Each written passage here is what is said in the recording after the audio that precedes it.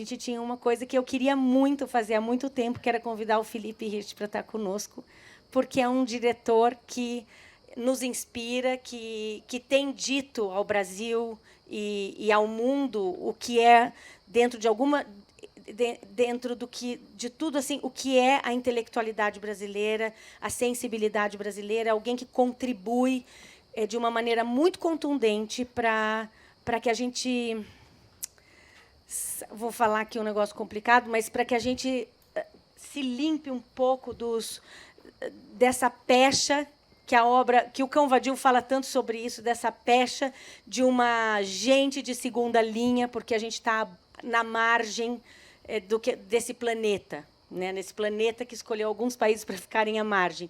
E o Felipe é essa pessoa que coloca a gente num lugar de diálogo inteligente, reflexivo, potente, por meio do teatro, por meio da música. Agora ele estava me contando tudo que ele vai fazer: cinema, vai dirigir, vai fazer produção musical do Tom Zé. Quer dizer, ele extrapolou o lugar onde ele começou e foi para o mundo das artes como um todo. E, mais do que isso, um grande intelectual, uma pessoa que tem muito a nos dizer. Então, Felipe, eu queria dizer para você que é uma honra ter você aqui. E uma honra porque Curitiba foi tua casa por muito tempo. 20 anos. Então, o Bom Filho a Casa Torna, a gente quer você aqui para falar, mas eu tenho muitos convites, eu acho que ao longo da vida eu quero te dizer, já te provocar para que a gente... Então, pronto. Então, gente, recebam com carinho o nosso querido Felipe, parceiro, amigo querido. Obrigado. Obrigado. Eu queria ficar com essa imagem, vou parar por aqui, eu acho já. Qualquer coisa que eu fale a partir de agora é só ladeira abaixo. Não, eu cheguei aqui, eu achei lindo isso aqui, porque é um local que não é central, não é no centro da cidade. Eu soube que está lotado todas as apresentações. Isso aqui é um pequeno milagre mesmo, né? A gente vive tão ceticamente no país em relação a tudo que se relaciona com cultura, com arte, e de repente a gente vê esse lugar aqui. É muito importante isso, é muito bonito, de verdade, assim, é muito simbólico, assim, do que se pode fazer, sabe, do que é possível se fazer.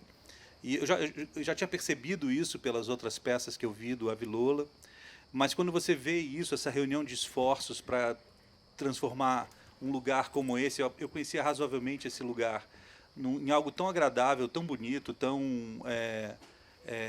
sugestivo, né, de um encontro, de uma relação com o palco, com o teatro, seja como for, é muito importante, é muito bonito, principalmente nesse momento. E eu não estou falando nem de ordem política, não, porque isso já, obviamente, a gente fala todo dia. Mas no momento, tem um pouco a ver com o que a Ana falou, assim, de entender. Assim, eu sou um pouco partidário do que o Caetano Veloso fala, assim, eu concordo muito com ele, gosto muito quando ele diz que o Brasil ele tem a obrigação de salvar o mundo. Pouca gente entende isso, ou pouca gente reflete sobre isso, né? E, na verdade, o que ele está querendo dizer ali é que nós somos esse colosso, em termos de tamanho e de diversidade cultural, aqui na América do Sul, num continente ainda muito pouco explorado culturalmente pelo resto do mundo, né? E por nós mesmos, né? Sinal que sempre que, por exemplo, a gente ia fazer a tragédia latino-americana, que, aliás, é um dos assuntos que a gente, né, vai tratar aqui, a gente tinha que falar, não, e trabalhamos com escritores latino-americanos e brasileiros, inclusive, né, tinha que explicar que os brasileiros eram latino-americanos também. A gente tem que sempre explicar para os brasileiros que eles são latino-americanos também. E também para o resto da América Latina que os brasileiros são latino-americanos também, porque essa divisão... Eu acho que não se dá só em relação à língua, eu acho que se dá em vários aspectos, né?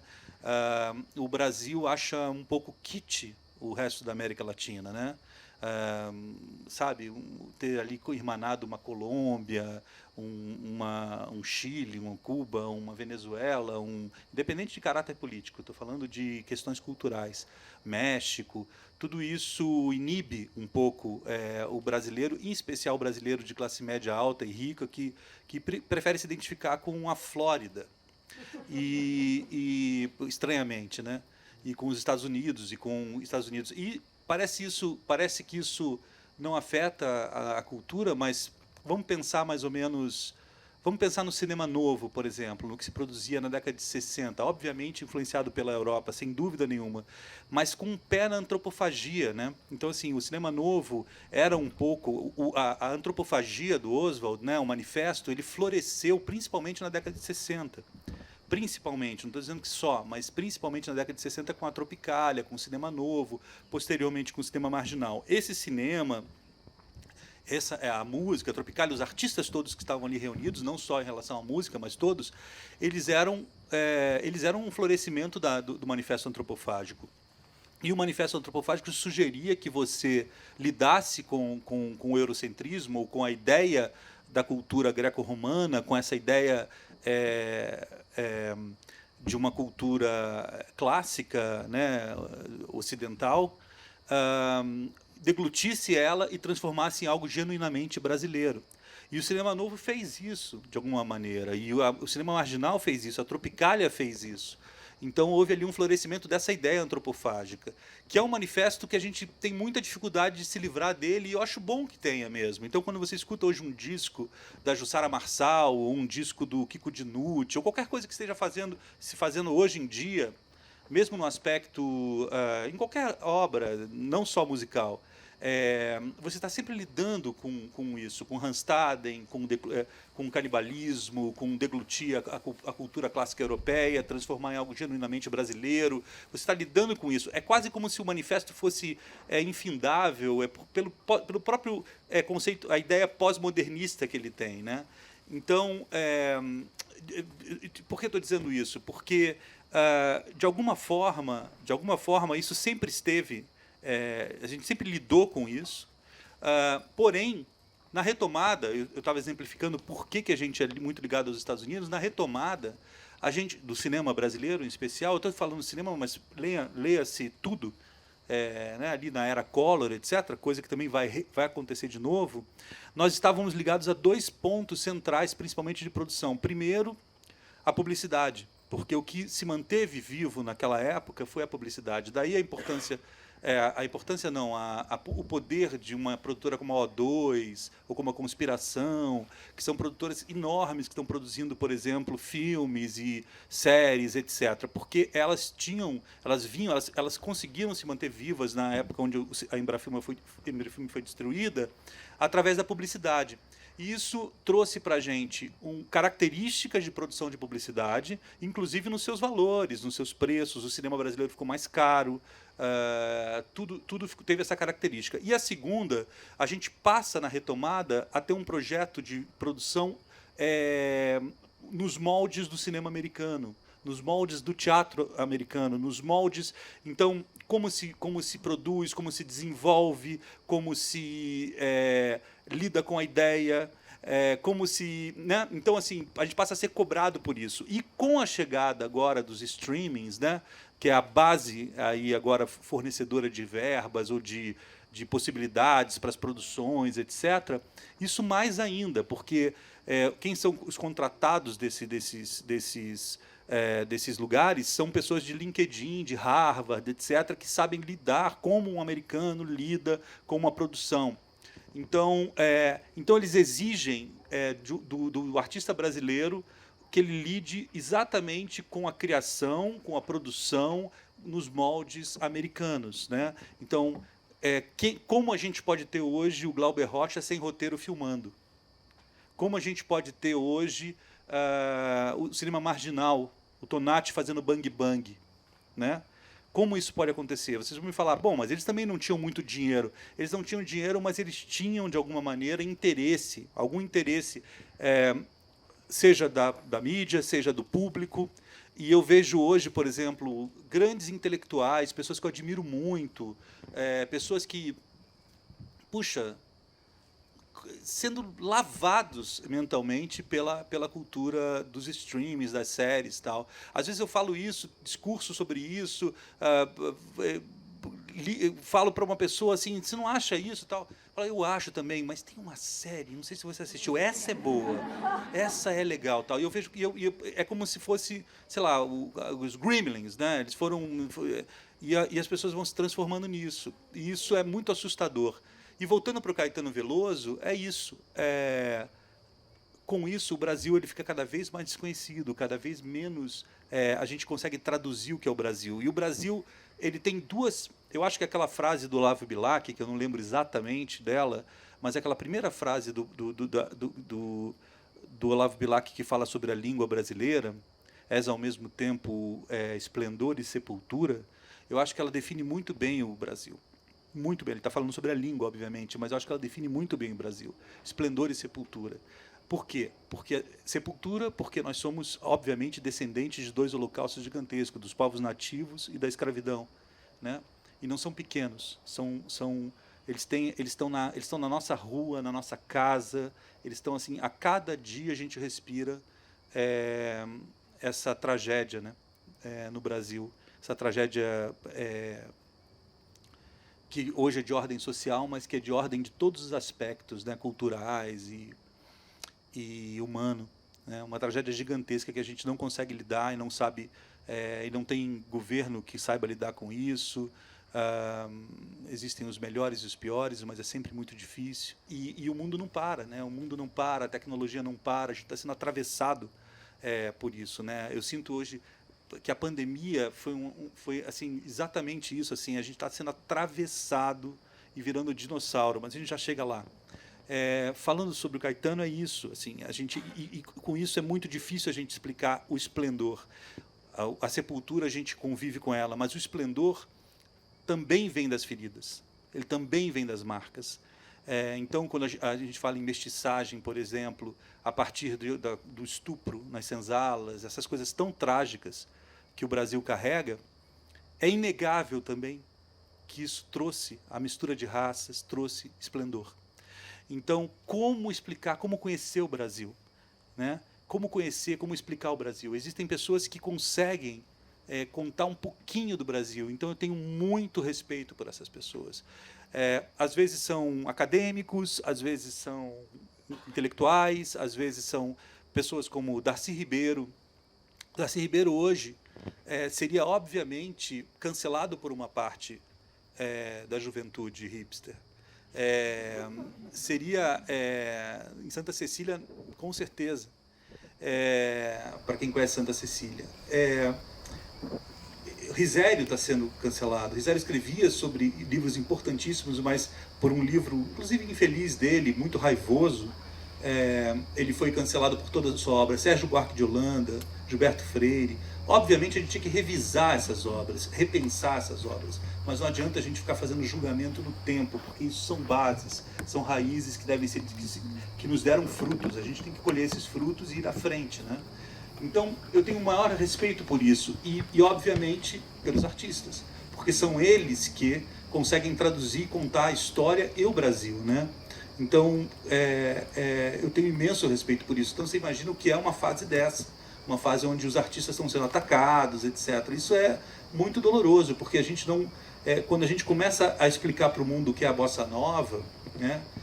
Na década de 60, 70, o mundo começa a se curvar ao Brasil, pelo menos a entender o que é aquele Brasil.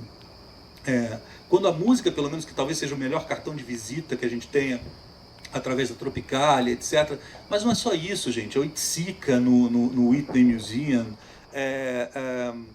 Sabe, são tantos artistas, né, que a gente tem, enfim, vocês sabem, que poderiam traduzir, ajudar a traduzir o Brasil. E eu acho que, de fato, o mundo carece dessa linguagem. Eu acho que, de fato, falta Brasil no mundo. Falta Brasil no mundo. Falta o entendimento da língua portuguesa, falta culturalmente o entendimento, inclusive das complexidades do Brasil, você entende? A gente tem respostas para muita coisa, mas a gente mesmo está muito embananado e muito enrolado com as nossas coisas, muito enrolado. Sempre esteve, e cada vez mais. Mas eu sonho, de alguma maneira utópica, como o Caetano sonha, de que essa cultura poderia ajudar a dar um pouco mais de colorido, um pouco mais de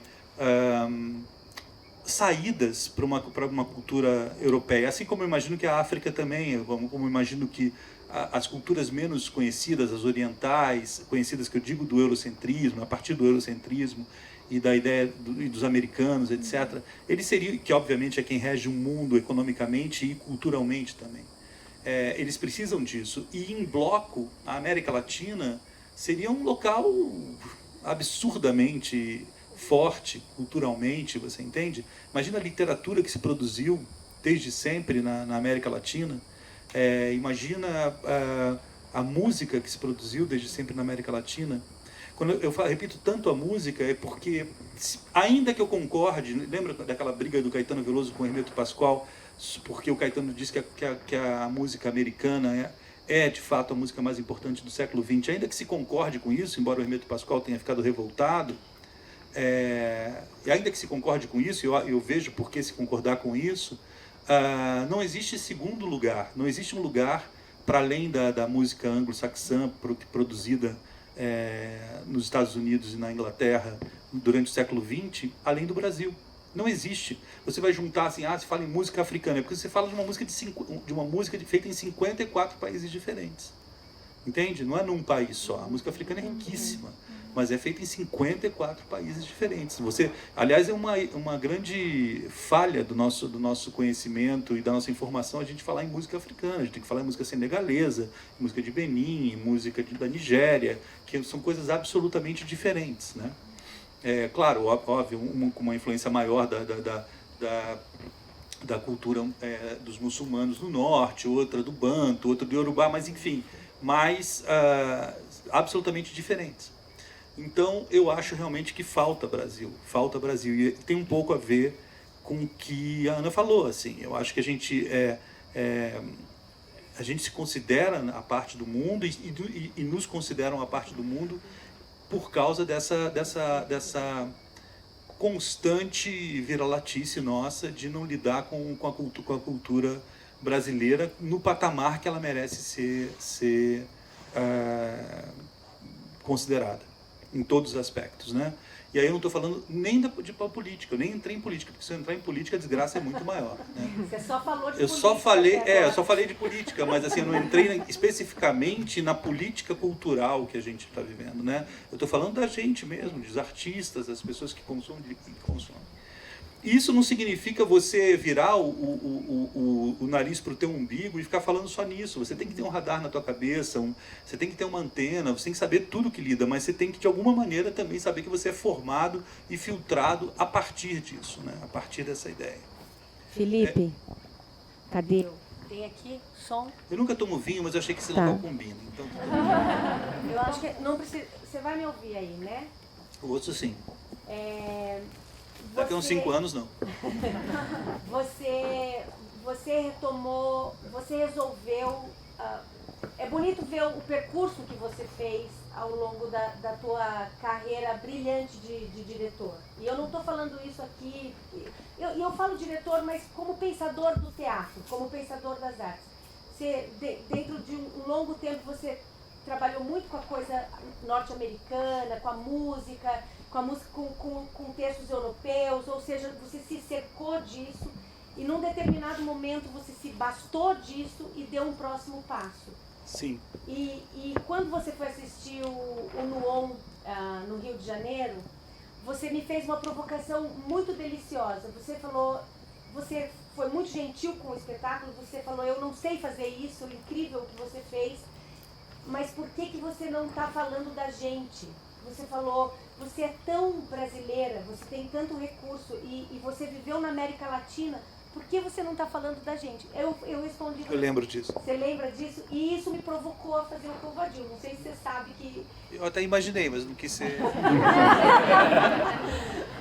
Porque não existe nada mais gostoso que um colega, uma pessoa que você admira, olhar para a tua obra e ser provocado a te a dizer algo sobre ela para além do que ela própria já disse. O que te moveu qual foi o turning point? Quando que você falou, eu preciso aterrissar o meu pensamento nesse meu entorno e dar esse passo que você deu? Que foi daí, eu acho que Puzzle que começou e você avançou para um outro tipo de teatro que experimenta em outro lugar. Veja, eu comecei muito cedo, né? Eu comecei com 13 anos, né? Então tem uma expressão em inglês que é growing up in public, né? Então, tipo, crescer em público não é uma coisa muito fácil, né? Mas eu comecei muito cedo. Eu comecei com 13 anos, escrevendo uma peça, depois de fazer o Beckett. E, obviamente, a minha formação toda está muito ligada... Eu sempre tive uma dislexia muito grande em relação ao que se chama cultura popular, cultura pop e o que se chama de cultura erudita, entendeu? Então, eu e meus amigos, a gente escutava, sei lá, lia Dostoiévski, escutava Barra, realmente, isso não é assim, isso é de fato, a gente misturava tudo, era um grande caldeirão, assim. E escutava samba, escutava Noel Rosa, escutava... Então, sempre foi um caldeirão muito grande, né? O que acontece é que em certo momento da minha vida no teatro, bom, a música pop ela sempre esteve presente, assim, ela sempre me acompanhou muito, né? Então, em algum momento, obviamente, talvez a primeira peça que tenha tido mais visibilidade no meu trabalho é uma peça chamada A Vida Cheia de Som e Fúria, que é uma peça que trata disso, de música popular. E aí isso acaba te marcando de alguma maneira, né? Até hoje as pessoas falam... E de fato, eu trabalho com música. Não só a música popular, assim, qualquer tipo de música. Eu dirijo por música, eu escuto. Música, de fato, porque a música tem esse caráter da mediação intelectual mais curta, né? Você escuta qualquer coisa e você não tem uma mediação intelectual grande, como você tem diante de um quadro do Miró. Tudo bem, é curta também, mas a música ela bate no teu peito, no teu emocional, no teu instinto, e ela já vai. Então, isso sempre me interessou muito, eu sempre lidei com isso. E assim, mesmo as músicas mais complexas, assim, mesmo a dodecafonia, Schoenberg, qualquer coisa disso, é possível que a mediação seja curta, você lide, ainda mais se você começa a treinar isso e lidar com isso, né? Hoje em dia, a verdade é que quando eu voltei a escutar LP, eu falei que eu sou muito tergiversador, mas eu vou te responder. Vamos lá. Quando eu voltei a escutar LP, vinil, não vou explicar o motivo aqui, mas quando eu voltei a escutar vinil, que é uma coisa que foi uma nova revelação na minha vida, quando eu voltei a escutar, agora, 7, 8 anos atrás, eu falei assim, puxa, eu vou ter só os 500 discos que me interessam mais, e eu já estou com 3 mil, 5 mil, não comprei os 500 ainda, e a Mariana, com quem eu sou casado, ela fala assim, mas não tem um disco que a gente possa escutar que não seja um japonês gritando, uma serra elétrica, uma coisa... Você vai se acostumando à música experimental, ao experimento, à ideia, e você vai buscando isso, é natural isso, entendeu? Então, obviamente, essa migração, hoje eu considero coisas extremamente pop, coisas que as pessoas escutam e falam assim, cara, isso é impossível, assim, você não pode lidar com isso como uma coisa pop, sabe? E eu acho, no meu mundo eu acho, e ainda quero que aquilo, sei lá, esteja no primeiro lugar no Spotify. Quando eu vejo o primeiro lugar no Spotify, eu fico destruído, mas eu queria que aquilo fosse de fato ainda popular, que fosse de fato, né? Então, em certo momento da minha vida, mais ou menos aí pelos anos 2000, eu comecei a me interessar muito por dramaturgia, em geral. E eu conhecia pouco da dramaturgia recente e contemporânea brasileira. Na verdade, eu conheço pouco até hoje da dramaturgia contemporânea brasileira. Quando eu falo pouco, eu conheço essas pessoas provavelmente que vocês estão pensando, mas tem muita gente escrevendo que a gente não sabe. Então, assim, que eu estou atrás, sempre eu estou atrás, eu quero ler. E obviamente, eu tinha muito interesse em conhecer dramaturgia do mundo inteiro. E anglo-saxã era uma parte muito considerável disso, né? Então, eu cheguei a montar alguns espetáculos entre 2001 e 2004, mais ou menos 2001 e 2004, de dramaturgia anglo-saxã, que eu considero inúteis. Sinceramente, eu considero inúteis. Eu não tenho o menor problema, assim, quando eu fiz mais de 50 peças. Quando eu falei isso para a Daniela Thomas, ela quase desmaiou, mas é verdade, a gente fez quase 50 peças juntos. eu, Beto, e se você conta aí ópera, espetáculos, isso vai para 80, etc. Mas tem 2 ou 3 que eu considero inúteis. São peças que eu não deveria ter feito. E fiz. E quando eu comecei, obviamente, a poder frequentar, tive o privilégio de poder frequentar alguns países, como a Inglaterra, como os Estados Unidos, e assistir coisas, eu achei tudo... Os Estados Unidos não, é uma outra coisa, mas a Inglaterra, especialmente, eu passei a ver essas peças e achar insuportáveis, chatas demais, entendeu? Então eu ia no teatro, no Royal Court, no National Theatre, eu ia assistir, eu achava aquilo chato. Eu não conseguia me divertir naquilo, eu achava a dramaturgia medíocre, eu achava a montagem medíocre, e eu acho até hoje, eu acho que a temporada, e eles têm alguma coisa que eles são fascinados, porque como aquilo existe desde sempre, eles são fascinados por isso. Olha, agora a gente vai ver o Jude Law fazendo não sei o quê, e você vai lá, é insuportável, é chato, não diz nada, entendeu? Eu não sei se eles têm uma certa desvantagem em relação a gente, a problemas, né? Para lidar, entende? Então, eu achava chato, entendeu? Eu preferia ver cinema.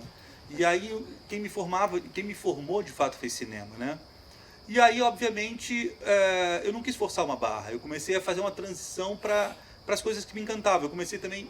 E também chegou no momento, assim, para responder quando foi o turning point, foi quando eu percebi por que eu era artista, que é uma coisa que é muito louca isso, né? Você fala assim, porque quando você é garoto, você é artista porque você se acha o máximo, porque você é foda, porque você... cara, você... ninguém te segura, né? E em certo momento eu falei assim, tá, ok, mas o que eu estou fazendo é um simulacro de outra coisa. Isso é muito forte para mim, assim. Eu não tolero mais nada simulado. Eu amo Pina Bausch, mas se eu olhar algum movimento no palco que de alguma maneira me lembre aquilo, entendeu? Eu corto imediatamente, entendeu? E eu vejo todo mundo fazer isso. Então, simulacros, não, aquilo para mim é uma formação, é uma raiz do meu trabalho.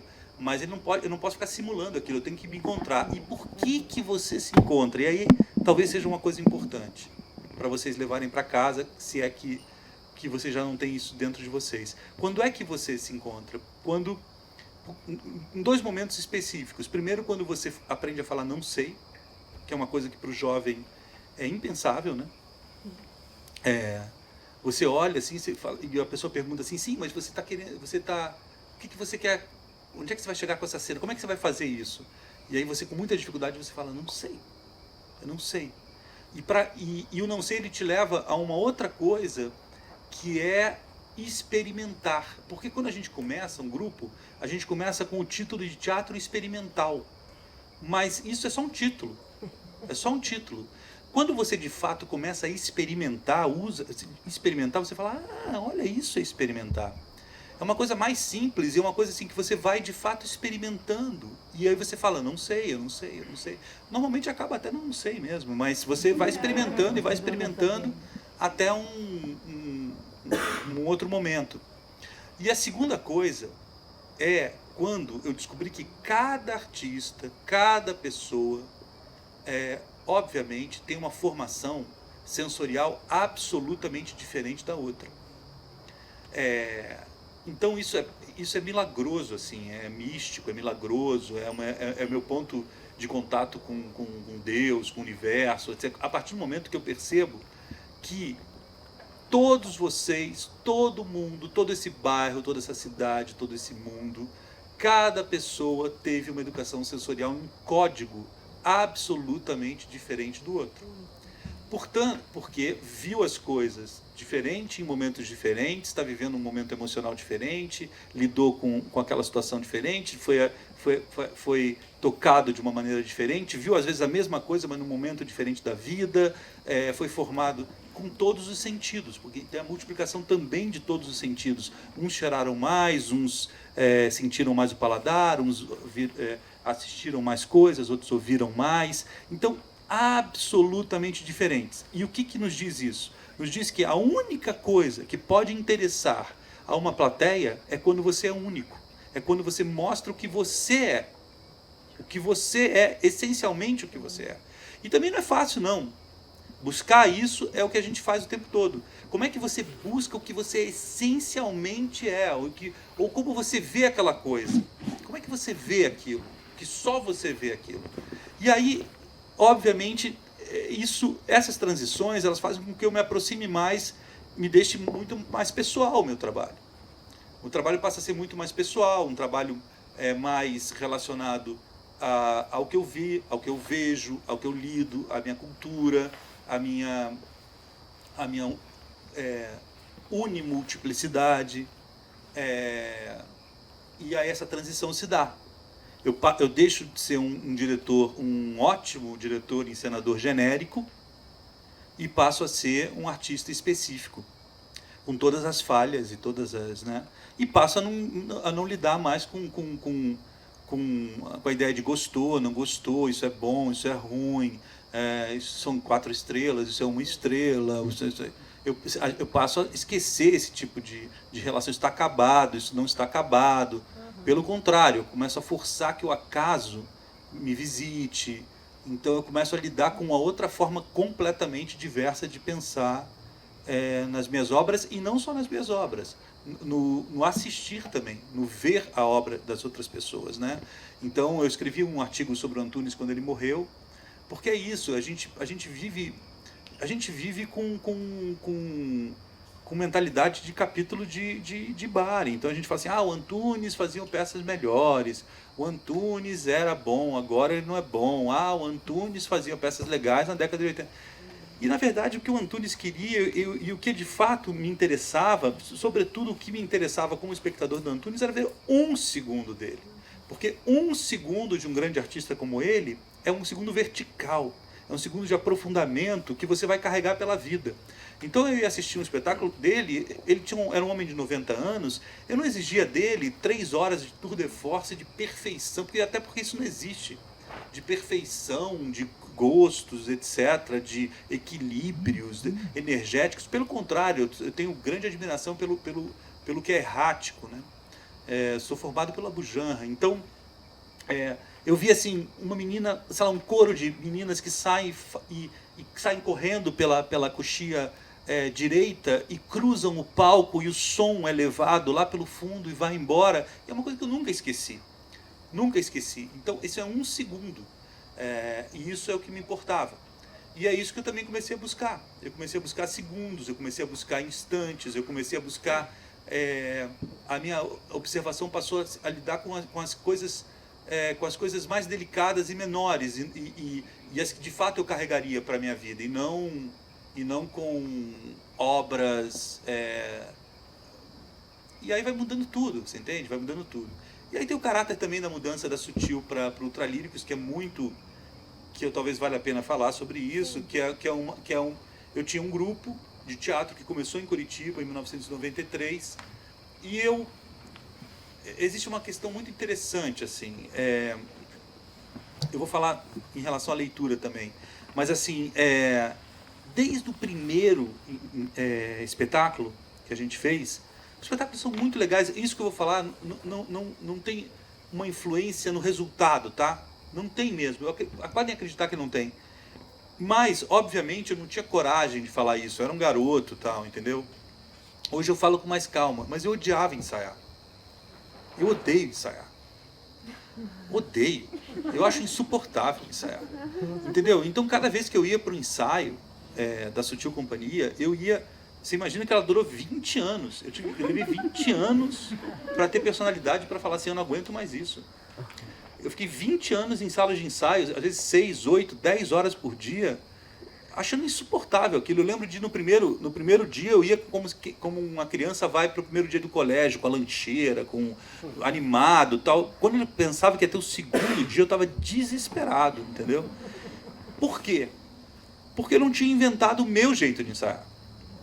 O jeito de ensaiar que de alguma forma, eu tenho hoje no Ultralíricos, e eu amo ensaiar, que é um grande problema para os atores. Eu fico 12, 16 horas numa sala de ensaio.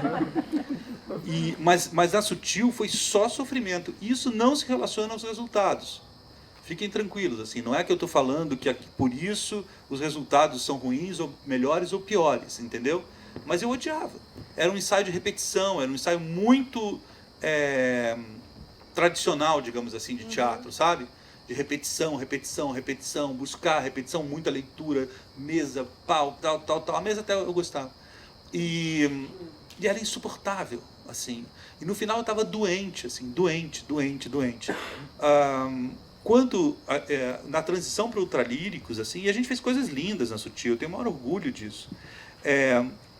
Mas na transição para o ultralíricos, que eu posso explicar porque aconteceu, etc., nós montamos um coletivo de artistas, hoje que devem ter 100 artistas que participaram do Ultralíricos, e que realmente, de fato, se reuniam numa sala e experimentavam. E a gente começou assim, a partir de uma ideia, essa é a ideia, a gente vai desenvolver essa ideia, vai buscar uma forma, buscar uma linguagem juntos e vai chegar em algum lugar. Vai convidar o acaso, aliás, mesmo, a gente convida mesmo, vai improvisar, vai entortar os sentidos, o que se espera não é o que se vai ter, e aí tudo ficou delicioso de novo, sabe? Eu amo ensaiar com ultralíricos, amo, é maravilhoso. Então, essa transição, assim, um pouco, eu não sei se eu te respondi exatamente, mas é uma transição de amadurecimento também, entende? Em relação a tudo isso, assim. A outra coisa que eu acho, eu devia estar sentada ali, gente, mas eu queria muito ouvir o Felipe aqui, para não ficar posando, eu quero ficar, mas eu vou fazer a intermediação daqui, tá? Uma outra coisa que eu acho que me fez com que a gente... Primeiro, esse convite que a Velola fez para você é de alguma maneira, e está no Cão Vadio, nesse projeto Cão Vadio, porque foi você mesmo quem fez aquela provocação. Então eu quero reafirmar isso, eu quero te agradecer essa pergunta inteligente que você me fez, que foi mais do que uma pergunta, foi Ana Rosa. Eu lembro que eu falei assim, você fez tanto teatro norte-americano, por que você está me mandando agora fazer o teatro brasileiro? Daí você riu e falou assim, mas não devia ter feito nada daquilo. Então, então a gente começou a falar sobre a América Latina na Velola, a partir mesmo da literatura, principalmente a literatura do realismo fantástico. A gente entrou nisso porque é um universo que me interessa muito. Eu fui criada na Amazônia, então nada mais fantasticamente real do que aquele lugar. Não existe. Você vê gente nascendo com um rabinho de porco. Não é uma coisa que só o Marx inventou da cabeça dele. E eu também senti, quando eu fui morar fora do Brasil, no Chile, e fui conhecer a América Latina, quando fui fazer as minhas viagens malucas, jovem, e conhecer a América Latina, quando eu voltei para o Brasil, eu senti exatamente o que você falou, que eu tinha sido educada para não conhecer o que tinha lá fora e para fazer um julgamento esquizofrênico e raso sobre toda uma cultura que é profundamente dizedora de quem nós somos desse lado do mundo. Quando você entrou na tragédia e na comédia latina, e eu não assisti, mas eu vi, o Beto me mostrou coisas e a gente conversou, e você começou a convidar artistas de outros países de volta. Como que foi esse encontro? Como que foi para você esse... Eu vou só, antes de responder, como minha tradição de tergiversador, eu vou só tentar falar sobre esse dia que eu falei para você no Avilula, assim, por que eu falei isso, né? Também acontecem coisas assim muito interessantes, né? Tudo é tão, como é que eu vou dizer, simplista no Brasil, né?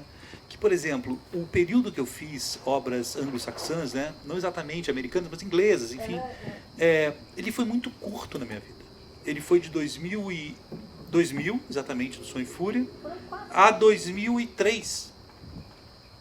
Foi isso. Foram algumas, assim, eu não lembro direito, mas foram umas 4, 5 talvez, mas 2000, 2003, né? Para uma pessoa que trabalha de 93 a hoje, é muito pouco tempo. Porém, foi a época que eu tinha feito esse trabalho que eu falei, A Vida Cheia de Som e Fúria, que foi um espetáculo que trouxe visibilidade sobre o meu trabalho. Então todo mundo estava muito ligado no que eu fazia naquele momento, né? Aquela coisa, né? Aquela coisa bem barrista do Rio de Janeiro, o diretor da vez e tal. Eu lembro que eles fizeram uma matéria, para você ter uma ideia, que eles me colocavam na boca de um tubarão e era assim, pronto para ser comido, pronto para ser devorado, pronto para ser devorado. E eram todos os diretores de gerações anteriores que foram devorados, falando por que eu seria devorado e por que eu duraria muito pouco. Meu Deus. Entendeu?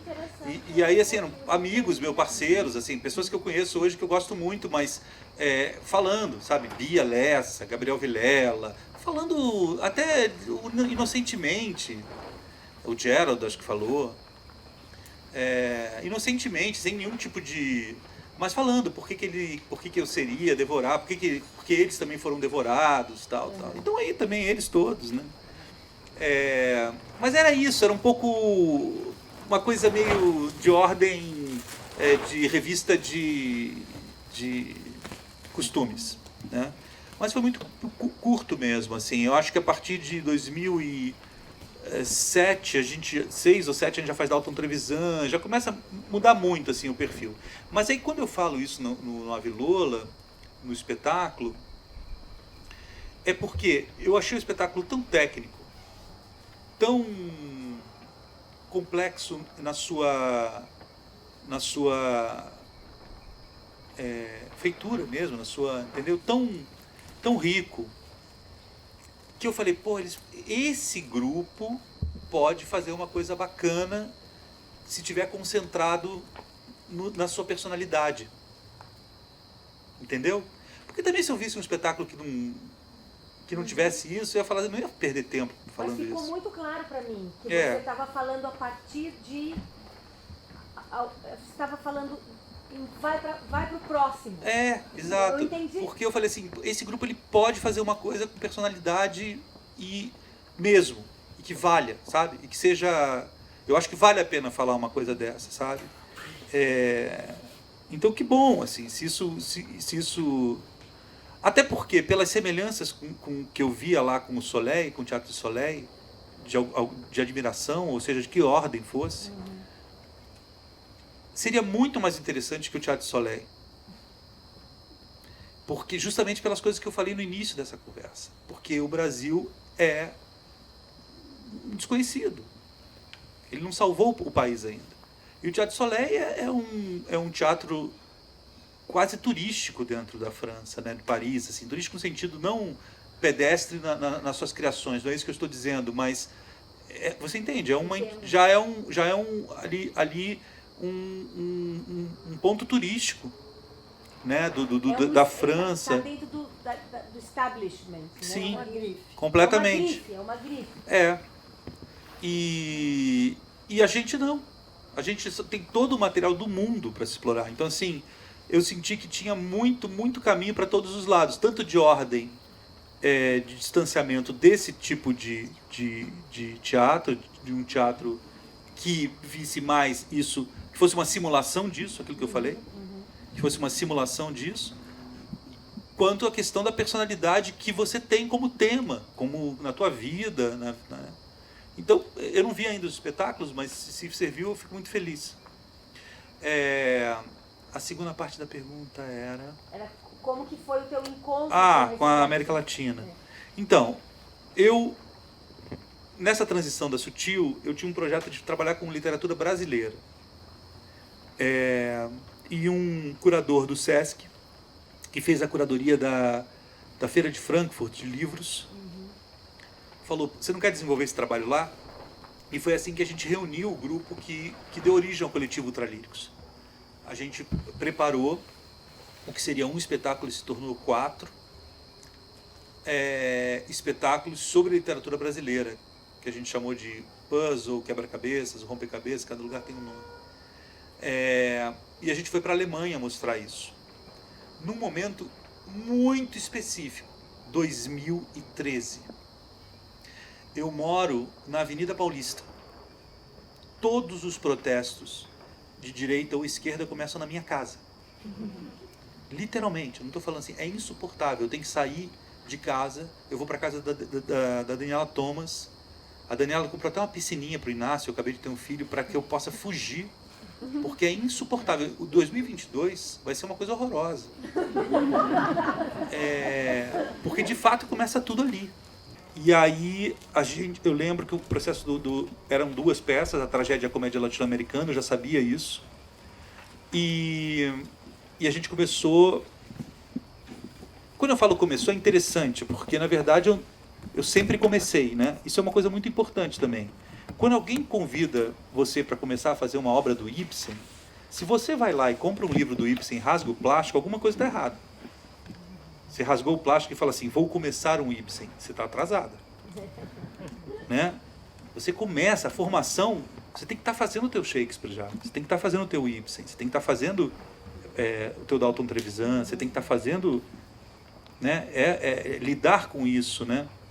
Até quando eu falei que ia falar de leitura, tem a ver com isso. Porque quando eu falei que eu odiava ensaiar, e eu tive que inventar um jeito de ensaiar, tem a questão da leitura também. Eu tive uma grande sorte na minha vida, porque eu sempre amei ler.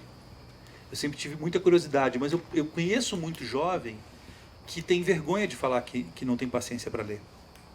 E isso é um problema. Até a pessoa admitir que tem vergonha, ela não lê. Então é importante que ela leia e aprenda a ler o que ela quer ler. E isso vai levar ela a outra coisa, mas é importantíssimo, né? É muito importante. Seja o que for. E aí a gente veio com essa sede muito grande de mergulhar na tragédia latino-americana e na comédia latino-americana, e a gente começou a levantar um material muito amplo, porque o processo foi muito longo das 2 peças. Foi quase 2 anos, 1 ano e meio. A gente passou por 180 autores da América Latina. E na mesma época que a gente fez a tragédia latino-americana, a Globo, ela, há muitos anos, ela tentava me chamar para fazer alguma coisa lá dentro. Isso eu estou falando de 2016, a Globo tentava desde 2001 que eu fizesse alguma coisa lá dentro. Como eu conseguia ter um dinheirinho para viver, eu tentava fugir. E, em certo momento, um diretor da Globo lá, um coordenador lá, um diretor realmente me convenceu. Eu encontrei com ele e falou assim, não, faz isso, tal, a gente precisa de projetos ousados. Falei, não tem espaço para isso. Tem as madrugadas. Eu fiquei feliz, achei legal, as madrugadas. Na madrugada, ele me convenceu quando ele falou isso, entende? E aí eu falei, então tá bom, eu vou escrever com 20 escritores latino-americanos. E eu convidei 20 escritores latino-americanos para escrever uma série para a Globo. Essa série existe, obviamente está engavetada. Eles gastaram uma fortuna, porque eles contrataram 20 escritores latino-americanos, e eu estou falando de Alan Pauls, Juan Villoro, Leonardo Padura, Alejandro Zambra, e por aí vai. Noll, que estava vivo, André Santana, Sérgio Santana. Gente assim, maravilhosa, sabe? Que escreveu uma série comigo para a Globo. E que recebeu muito bem, né? O escritor normalmente recebe muito mal. A gente escreveu, então, ao mesmo, paralelo com a peça, a gente escrevia essa série, que obviamente ficou muito difícil para a televisão aberta, pelo jeito até pela madrugada. E muito tempo depois a Netflix tentou comprar essa série, e eles falaram, não, a gente não vende porque a gente quer, é muito importante que essa série fique aqui dentro, porque ela é exemplo para muitas pessoas. Eu queria dizer, que exemplo é esse, né? Porque ela nunca foi produzida, nada. E ela voltou finalmente para mim, porque eu tinha no contrato, ela hoje é minha. Mas eu escrevi com esses 20 escritores, então foi um mergulho muito forte, tanto no aspecto de relação com esses escritores, quanto com esse estudo de 180 escritores que a gente tinha para fazer a tragédia. Tem um fator interessante agora falando sobre encenação. Quando a gente fez o puzzle na feira de Frankfurt, numa carona, porque acontece com a Daniela, acontece de tudo. Às vezes acontece com muito drama, com muita lágrima, com muita dificuldade, e às vezes numa carona. A gente acha o que a gente quer. E ela me deu uma carona, e a gente estava indo para Frankfurt, e ela falou assim, puxa, que louco, né? A gente está indo para uma feira que vende mais direitos autorais do que livro. E eu fiquei com isso na cabeça. Ele falou assim, a gente está se despedindo desse companheiro milenar que é o papel. E, de fato, a gente se despediu um pouco, né? Hoje a gente... telas, né? Metaverso e tal. Então, a gente está se despedindo. Só que você percebeu o que está acontecendo? A gente está indo para uma feira de livros em Frankfurt, terra de Gutenberg. Então, a gente falou, o papel é o nosso cenário. E a tinta, o papel e a tinta. Mas é isso, a gente sabia que era um papel e tinta. E quando a gente entrou no ensaio, eu percebi o quanto esse movimento que a gente faz de amassar o papel e jogar fora, riscar uma coisa, amassar e jogar fora. E aí a gente falou, tá aqui, né? A gente pega uma cena, risca, amassa e joga fora. A gente pega um tirano, a gente risca, amassa e joga fora. E assim foi o puzzle. Quando a gente começou a tragédia, a Dani entrou numa onda de que ela queria... Eu estou falando, acho que vale a pena também falar um pouquinho sobre encenação, tanto quanto a questão da ideia latino-americana. A Dani estava nessa onda de fazer os cenários com a matéria como ela é. Como o isopor sai da fábrica, como o papel sai da fábrica, E ela falou, você vai lidar com o isopor. E eu, com uns isopor, assim, como é que é o nome disso? Uns tijolos enormes de isopor. Só que eu não pensava de tijolo, eu pensava no isopor. Eu falo assim, mas tá, no papel a gente tinha Gutenberg, blá, blá, blá, blá. O que eu tenho com isopor? O que eu tenho com isopor? E eu levei muito tempo para entender o isopor. Eu comecei a trabalhar com isopor, e aí olhava para aquele isopor, derrubava o isopor, colocava o isopor, fazia isopor, batia o isopor. Eu falei, o que eu tenho a ver com isopor?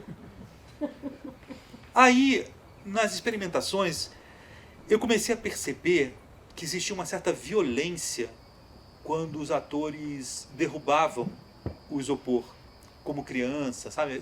Quase infantilmente, assim, o derrubar o isopor. Se eu derrubasse uma pilha de tijolos, me parecia mais infantil do que se infantilmente eu derrubasse uma pilha de isopor. Me parecia mais violento, sabe? E eu comecei a estudar isso. Por que eu tenho essa sensação? Por que eu tenho a sensação de que derrubar essas pilhas de isopor é mais violento do que isso? E aí eu comecei a entender que o ato de você tentar construir uma coisa e outra pessoa vem e destrói era violento. E eu falei assim... E aí eu lembrei do Caetano falando de novo sobre construção e ruína, né? Já é ruína, né? Aqui tudo é construção e já é ruína. E fiquei pensando, gente, isso é uma tradução muito incrível da América Latina. Como se constrói e destrói, como se constrói e destrói, como se constrói e destrói. E aí eu liguei para Dani e falei, Dani, eu achei um sentido para o isopor. E a Dani é isso, ela é meio... Eu não sei dizer assim, é como se ela soubesse disso, sabe? Mas ela me entrega uma coisa e eu preciso entender profundamente. E aí foi isso, se deu. E eu tenho muito orgulho nesse aspecto, porque quando a Eliane Brum escreveu o Brasil Construtor de Ruínas, é esse o nome, né? Ela exemplifica, ela coloca a tragédia latino-americana como a peça mais importante desses tempos. E eu respeito muito a Eliane Brum para poder acreditar nessa situação e me sentir vaidoso com isso. Porque, de fato, eu acho que é uma peça que foi feita no coração desse tempo, sabe? Era uma peça que estava com o teatro lotado todo dia, e quando tinha protesto as pessoas não conseguiam chegar no teatro. Foi uma peça que, de fato, foi um sucesso imenso, isso é fato, prêmios, etc. Mas não é isso. É uma peça que traduziu o momento. É uma peça... E não é uma peça de zeitgeist, não é uma peça assim... tendência, é uma peça que de fato é tradutora do momento que a gente vivia. E ela me fez, obviamente, tudo isso que eu falei sobre a América Latina no início, ela me fez me aprofundar nisso. Eu percebi o quanto... E outra coisa, eu não... Quando eu busco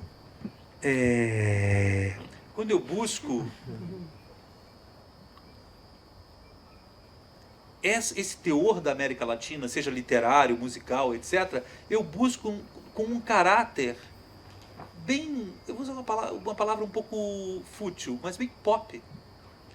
Eu gosto de pensar que a América Latina não é um local feito para passar de madrugada. Você entende? Quer dizer, é para passar de madrugada, mas de um jeito legal, sabe? Cool. Eu acho assim, tem muita coisa muito reveladora. Agora, eu li em algum lugar que as pessoas estão vendo série turca, é verdade? Novela turca, série turca e tal. Mas é um caráter novelesco. Mas eu acho, de fato, que a literatura latino-americana é muito esperta, cool, interessante. E eu tenho uma análise específica para cada coisa. Também não é exatamente isso que as pessoas acham do cinema argentino. O cinema argentino é um cinema classe média. Porque a classe média é preponderante na sociedade portenha, né? É maravilhoso, os atores são incríveis, os roteiros são ótimos, mas não é nada perto do que a gente produziu na década de 60. E eles não têm esse passado, né, forte com o cinema. Eu respeito muito, mas eu não pago pau para cinema argentino como o brasileiro que consome cultura e arte gosta de. Eu gosto muito, acho muito bom, os atores muito legais e tal. Mas a gente produziu coisas muito mais importantes, na minha opinião. E, no entanto, tem essa onda de falar assim, ah, não, os roteiristas argentinos, o cinema argentino e tal. Porém, os escritores, sim. Como a gente também tem. Então eu amo ver o Catatal do Leminski traduzido. Eu sei que ninguém está lendo, mas eu amo ver o Catatal do Leminski traduzido na Argentina. Grande Sertão Veredas. Eu tentei ir no Chile, eu fui morar no Chile para fazer um espetáculo em 2018, e eu tentei presentear cada pessoa do elenco com uma tradução de um livro que eu achava importante brasileiro. E eu não consegui. Eu queria dar um Grande Sertão Veredas, queria dar um Catatal, queria dar... Até tinha, mas eu tinha que apelar para umas coisas que não eram exatamente ali no meio, entendeu? O que eu queria dar mesmo, sabe, para eles. Então, assim, é uma literatura que ainda não é traduzida, e quando for vai ser incrível. Vocês vejam o que aconteceu agora com Memórias Póstumas de Brás Cubas nos Estados Unidos, né, que esgotou todas as edições. Eu dei esse livro para o Will Eno quando ele veio para o Brasil há muitos anos atrás, ele ficou muito impressionado, esgotou todas as edições. Né? E eu vou dizer mais, se vocês quiserem falar mais do território de vocês, existe uma geração de escritores em Curitiba que é absolutamente desconhecida. E é absolutamente genial. O Terron, que é um cara que de fato estuda literatura, conhece, sabe o que fala, ele diz que é imbatível a geração de escritores curitibanos em relação a qualquer outra geração que o resto do Brasil produziu. Eu estou falando de Valêncio Xavier, Jamil Snege, Caran, Wilson Bueno, obviamente Leminski. Dalton é outra geração, mas enfim, essa geração ela é imbatível. É incrível o que ela produziu. No entanto, ela é desconhecida do Brasil. Vocês sabem disso. O mês da gripe começou a aparecer um pouquinho agora por causa da pandemia. Então as pessoas começaram a falar, pô, tem um livro lá muito doido que fizeram sobre a gripe espanhola. O Mar Paraguaio, tudo que o Wilson Bueno escreveu. Então, só para você entender isso, entende? Não é que a gente não conhece a literatura latino-americana, a gente não conhece a literatura curitibana. Quando eu falo gente, o Brasil, né? Assim como eu imagino que a gente não conheça, e eu sou louco por isso, né? Se eu vou a Recife, quero, né, conhecer ali. Então, foi um mergulho muito forte, não só na América Latina, mas foi na América Latina a partir da literatura. A partir da literatura. E, obviamente, aí a gente vai para todos os lugares. E pedir para esses caras escreverem, e ficar amigo deles também, porque até hoje a gente fica trocando muito. A gente fez um roteiro de um curta agora. Eu gosto muito de lidar o Zambra. Foi um prazer imenso, assim, a tragédia foi um prazer imenso. Quando eu cheguei na comédia latino-americana, eu não tinha mais fôlego. Porque a tragédia tinha sido tão avassalador, tinha sido uma peça... A verdade é que eu pus tudo na tragédia e quando eu cheguei na comédia eu tinha sobras. Muito boas, às vezes, umas coisas muito boas. Mas eu tive um problema familiar também, eu estava um pouco deprimido. E aí eu fiz um espetáculo bem errático. Eu mudei o espetáculo, eram 24 apresentações, nenhuma delas foi igual, nenhuma, nunca. Nunca. Bom, isso é meio normal, mas dessa foi um pouco mais radical. Isso é meio normal, eu queria dizer, porque no puzzle, por exemplo, no Puzzle D, quando todo mundo estava sabendo fazer muito bem a peça, eu falei assim, vamos colocar um artista todo dia para entrar e improvisar uma cena. Então ele chegava 1 hora antes, o Otto, a Letrux, o Flávio Coker, o André Santana, Rodrigão, aqui de Curitiba, eu não lembro mais, mas muita gente importante, Verônica Stiger. Eles entravam, chegavam 1 hora antes, eles combinavam só comigo o que iam fazer, eles entravam no palco, faziam uma cena, que às vezes nem eles sabiam, a gente combinava 1 hora antes mesmo, e sei lá, o Otto chegou e falou assim, você canta Juízo Final? Canto, então entra para cantar Juízo Final. E a peça entortava, né? Porque você imagina, tudo é sensorial, você tá sendo caminhando por aqui. Entra uma coisa completamente diferente, a peça ia para um lugar completamente diferente, um dia do outro, tanto para quem assistia e muito para quem fazia. Isso sempre foi assim. Esse convite ao acaso, esse convite não é só o acaso, a surpresa, né? A destruição total, isso sempre foi bem-vindo. Depois a gente fez o espetáculo, não vou falar sobre isso agora, porque é muita coisa, que você posso falar, mas não vou falar na mesma resposta. A gente parte para o nosso espetáculo mais importante, que chama Selvageria. Mas isso é outro capítulo. Como que é a relação tua quando você traz todo esse universo para... Eu sei que você varia alguns atores, mas em geral você tem trabalhado com uma equipe que se repete, né, com os mesmos atores. E quando você traz esse universo da América Latina para eles, como isso impacta neles? Como que você sentiu? Bom, eles são kamikazes, né? Eu acho que a gente foi treinado para só sentir prazer quando a gente fica muito tenso. Mas não é tensão ruim, sabe? Não é uma coisa não sei, desgastante, assim, não é uma coisa ruim, é uma coisa muito boa, mas que causa muita ansiedade e muita tensão. Quando você faz isso e você só goza com isso, você só vai na catarse, nisso, depois não tem volta, você entende? Não tem volta. A gente acabou de voltar de Porto Alegre, eu e Beto agora, a gente fez uma peça em 3 dias. Foi boa, né? E outras a gente fica 1 ano e pouco trabalhando, você entende? Então assim, você começa a sentir muito prazer, sabe, nessa energia.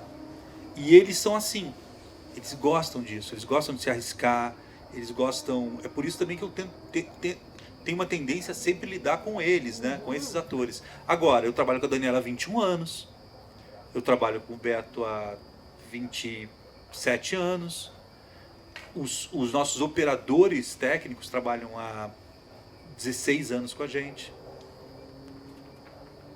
Nosso contra-regra trabalha há 23 anos com a gente. Então existe uma cama, né, de sustentação em volta muito grande.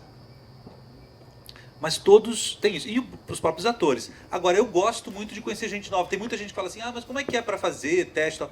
Não é bem assim, mas eu gosto muito de conhecer gente nova. Eu sempre tendo a colocar gente nova, assim. E alguns vão sobrevivendo e outros vão morrendo. Mas assim é a vida. Assim é a vida. Assim é a vida. Ninguém é eterno. Exatamente. Mas é muito bom, assim, a relação com eles é muito boa. esse último espetáculo que a gente fez, Língua Brasileira, a dramaturgia dele foi construída, é tão bonita, ela é tão profunda, ela foi tão esgarçada, tão, mas tanto, que a gente esqueceu de fazer a peça. Quando eu estava perto de fazer a estreia, a gente falou, puxa, agora tem que inventar uma coisa para isso. Tem que encenar isso. Faltava tipo 10 dias. E é isso também, sabe? Acontece isso. E é bonito, porque também às vezes a gente levanta e já está pronto, você entende? Porque é tanto. Para você ter uma ideia, Língua Brasileira, a gente começou... Eu comecei por causa de uma música do Tom Zé, porque o Tom, ele foi ver alguns espetáculos nossos, ele gostava muito, e obviamente é o Tom Zé, para mim é um... E aí ele queria que eu fizesse um trabalho sobre o Estudando a Bossa dele, e eu não via muito ele fazendo aquilo, até que eu encontrei uma música dele que eu acho lindíssima, chamada Língua Brasileira, que é uma música um pouco deslocada dos discos conceituais do Tom Zé, tá no Imprensa Cantada. E eu tudo naquela música tinha a ver com o que a gente fazia. E aí eu falei, puxa, a gente vai estudar a língua brasileira, a gente vai estudar a língua portuguesa brasileira. E aí foi bem profundo, assim. Só que eu falei assim, eu não tenho capacidade de fazer isso sozinho. Obviamente, eu não consigo filtrar material para trazer para esses atores com esse amplo espectro que tem histórico, acadêmico, porque todo mundo é dono desses assuntos, né? E aí eu lembrei de um rapaz aqui de Curitiba que a gente tinha ódio, porque ele sempre falava grego com 18 anos.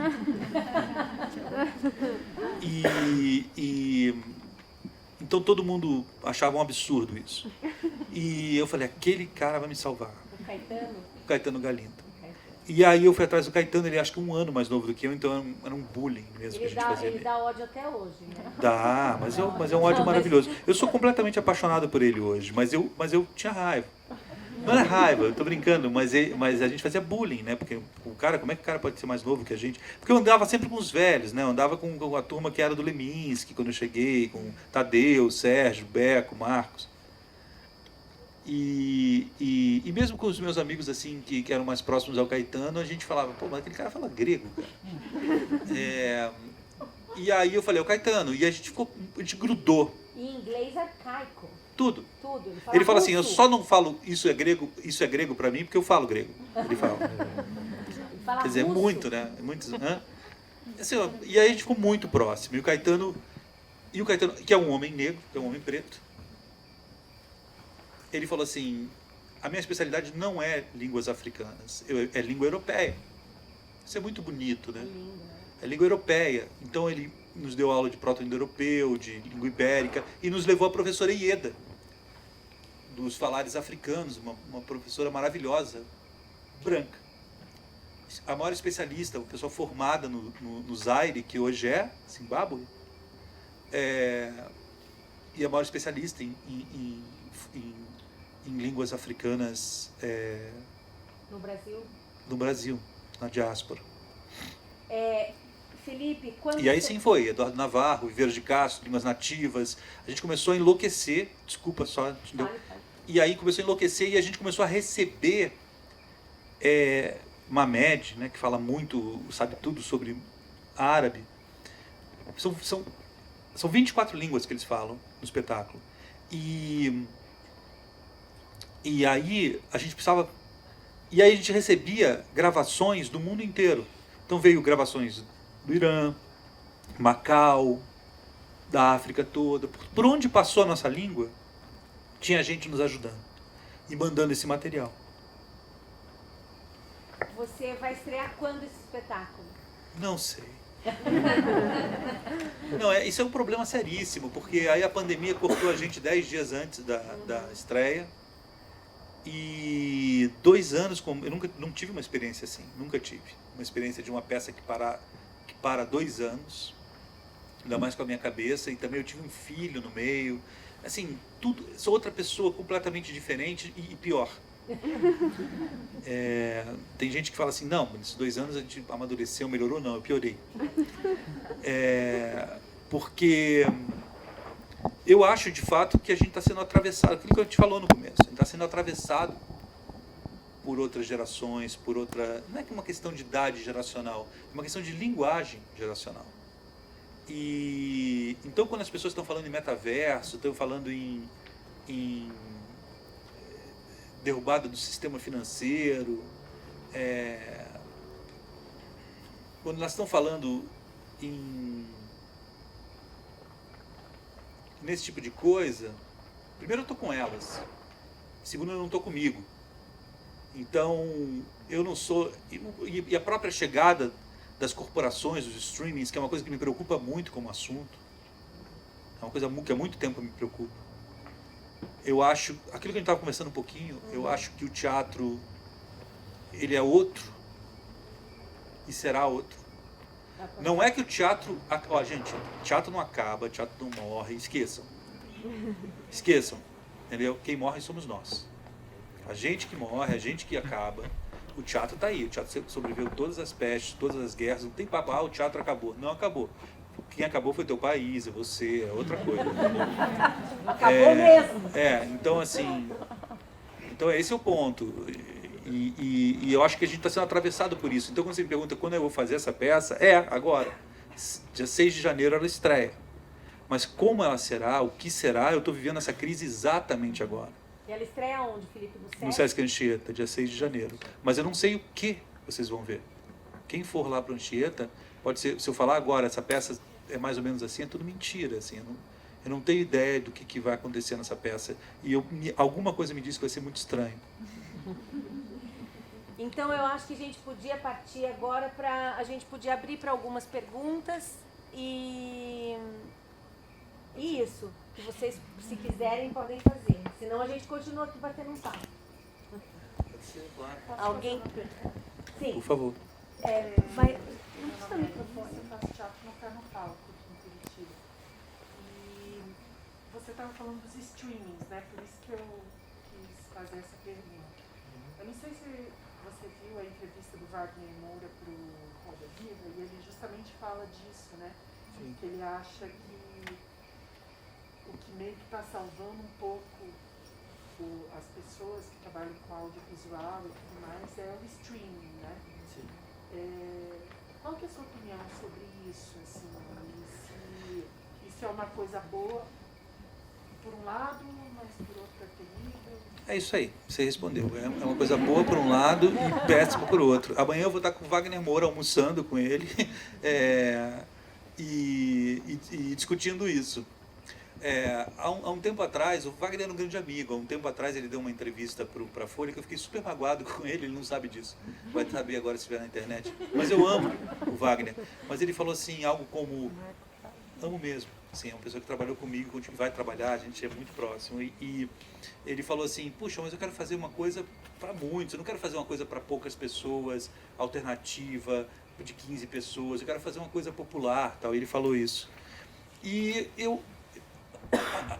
Tirando aqui o problema clássico do jornalista ter distorcido uma coisa que ele falou, eu discordo disso. Porque eu acho que a gente deve, tudo que a gente é hoje, a gente só tem hoje 1000 pessoas na plateia porque alguém teve 15. Alguém, de alguma maneira, arriscou uma linguagem, etc. Então, se a gente faz o cinema que a gente faz, é porque a L'Aventura foi vaiado em Cannes. Se a gente faz o cinema que a gente faz, o cinema novo, é porque o cinema novo não tinha público, o Bang Bang foi feito.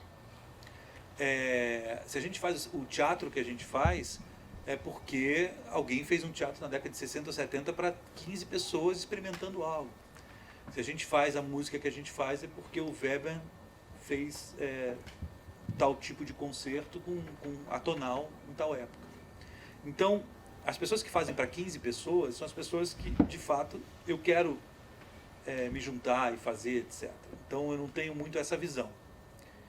Dito isso, eu acho que é isso. Eu acho que o que você falou, você traduziu, assim. O streaming, em ordem política, em ordem de vida, de questões sociais, de questões da dificuldade toda que a gente está vivendo, o streaming nos salva. Entendeu? Salva a vida de um ator, salva um ator que está com a mãe doente, ou um, ou um ator que precisa pagar aluguel. E eu não vou entrar nesse mérito, você entende? Eu não quero entrar nesse mérito. Ele salva a minha vida. Eu já escrevi para streaming e vou continuar escrevendo. Então, esse é o mérito, digamos assim, financeiro, político, social, e especial de um país que não tem nenhum tipo de paliativo para o descaso absoluto que existe com cultura e arte no país, né? Se você não tem outro paliativo, o que você tem? Você tem essas grandes corporações. Então, sim, nesse sentido elas são bem-vindas. Em outras me preocupa muito, porque sempre me preocupou. Porque você ficar dependente de 5 portas é uma questão. E você ficar dependente da mentalidade dessas 5 portas é outra. E você ficar dependente da mentalidade gringa dessas 5 portas, eu quero acreditar que isso vai, de alguma maneira, existem alguns streamers, alguns líderes ali dentro que vão considerar, sim, que a cultura daquele país tem que ser o foco para que se façam séries realmente interessantes, etc. Eu acredito que nós vamos fazer séries maravilhosas no Brasil. Mas enquanto a gente estiver simulando uma série americana, simulando uma série de tal lugar, assim como todos os outros países fazem, a gente vai tocar bossa nova como um americano. Você entende? A gente vai tocar samba como um americano. A gente não vai fazer o que a gente pode fazer de melhor. Então isso me preocupa. Me preocupa que tal streaming coloque o dedo e fale assim, não, esse é o formato. Quando você tem artistas incríveis aqui no Brasil que poderiam fazer séries maravilhosas sobre o país, ou sobre a América Latina, ou sobre qualquer lugar do mundo. Não é exatamente só sobre o Brasil, mas é do jeito de um artista brasileiro. Você pode fazer uma série sobre a China, mas é do jeito de um artista brasileiro, é um lugar onde se fala de um brasileiro. Então é bom e ruim. Na questão bom e ruim pode ser ótimo, como pode ser uma tragédia. Ou seja, péssima. Eu não respondi exatamente uma coisa só, mas pode ser tudo isso. Eu tenho pensado parecido um pouco nessa linha, assim. A ideia que me veio, assim, eu lembro quando eu era criança, começou a surgir a internet, comecei a pensar, nossa, isso aqui vai mudar o mundo. E pensar numa questão de, isso facilita o contato com as pessoas, com a arte que é produzida, isso pode dar uma autonomia para um artista independente alcançar um grande público e tal, né? Mas mesmo com essa ideia, parece que, como você disse, tem essas portas, né, que são essas grandes corporações que nos bloqueiam, né, e você precisa entender como funciona o algoritmo, você precisa entender quem que você tem que entrar em contato, toda uma burocracia, né? E eu penso muito sobre isso. E esses dias eu saí na rua, andando a esmo, pela primeira vez depois de muito tempo trancado, né? E comecei a reparar nos cartazes nas paredes, nas pichações, nas coisas que comunicam ali ao vivo, né? E eu passei perto de um cinema ali que tem, aquele cinema que tem ali no São Francisco que abriu, né? Cine Passeio. O Cine Passeio. Eu pensei, nossa, tem um cinema de rua aqui em Curitiba, eu tinha esquecido disso, né?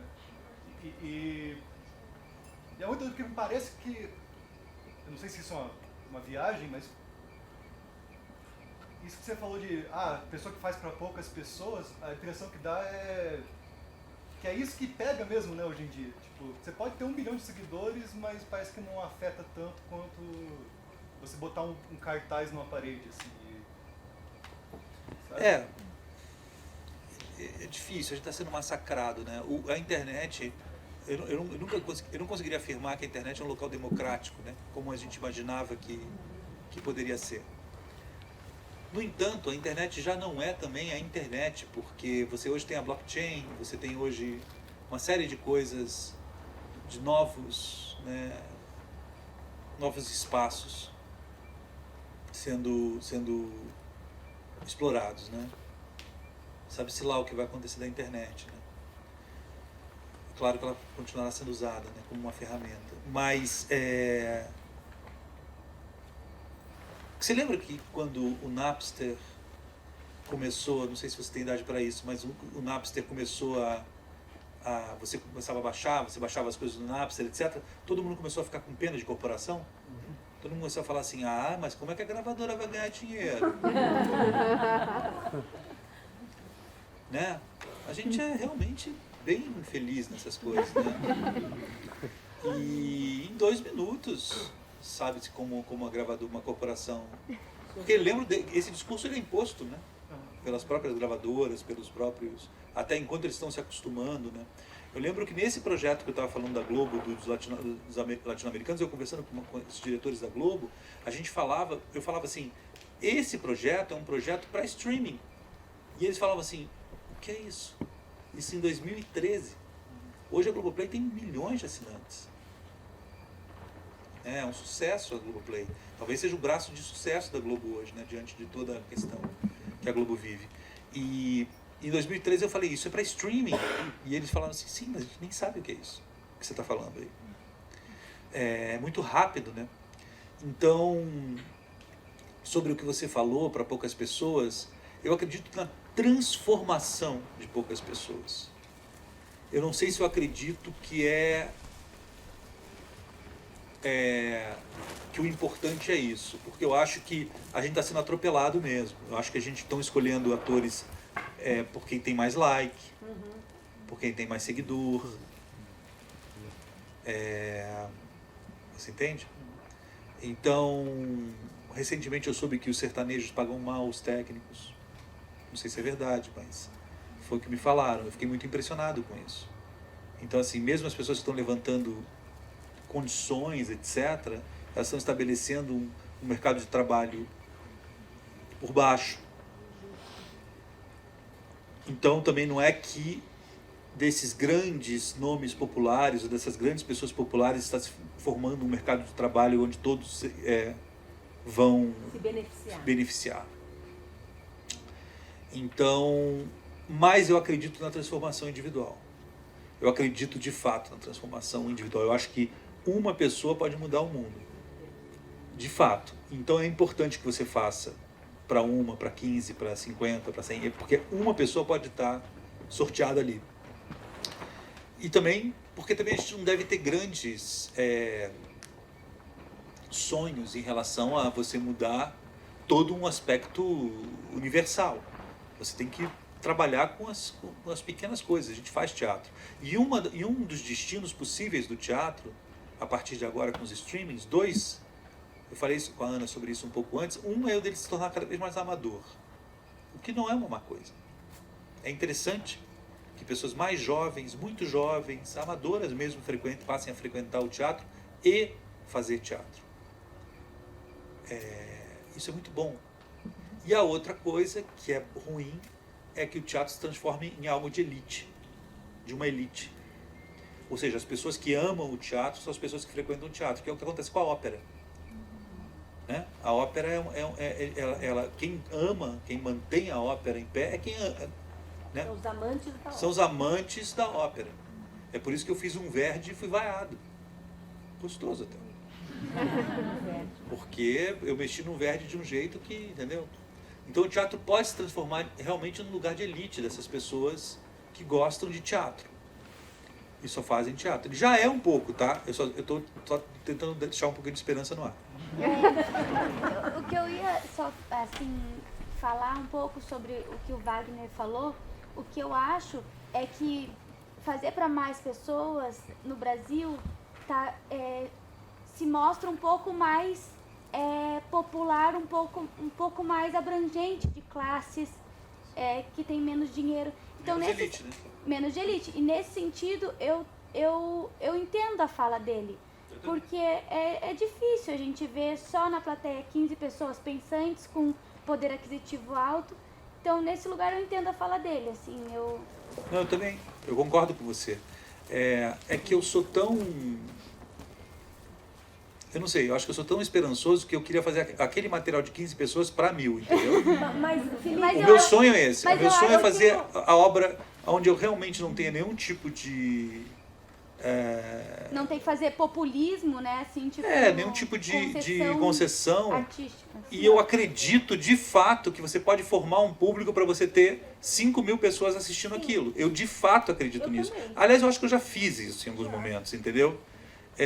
Quando eu fui ver puzzle, tinha muita gente na plateia. Sim, sempre tem. Então- Eu tenho isso. Graças a Deus, eu tenho, assim, eu não faço espetáculos para 15 pessoas. Mas eles são para 15 pessoas.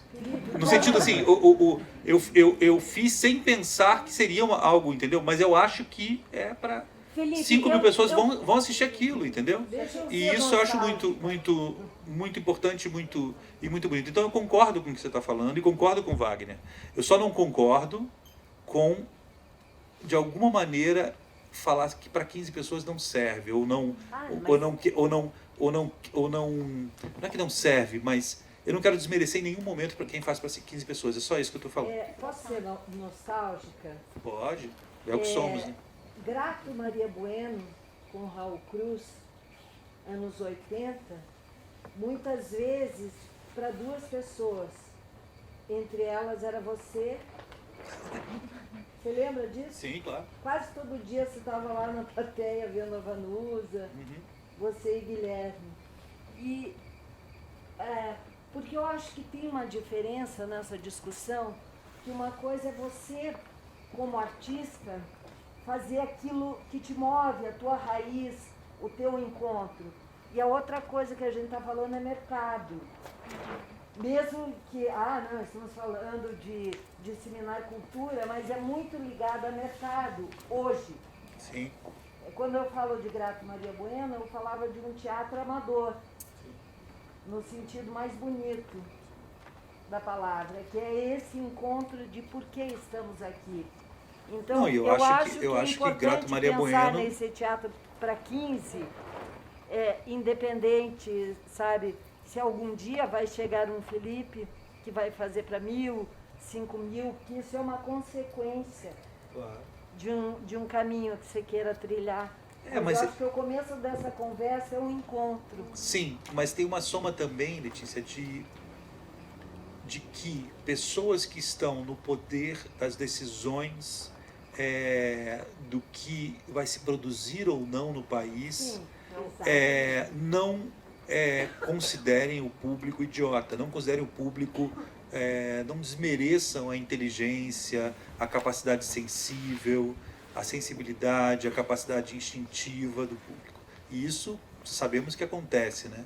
Em todas as ordens. Então, obviamente, isso é muito irritante.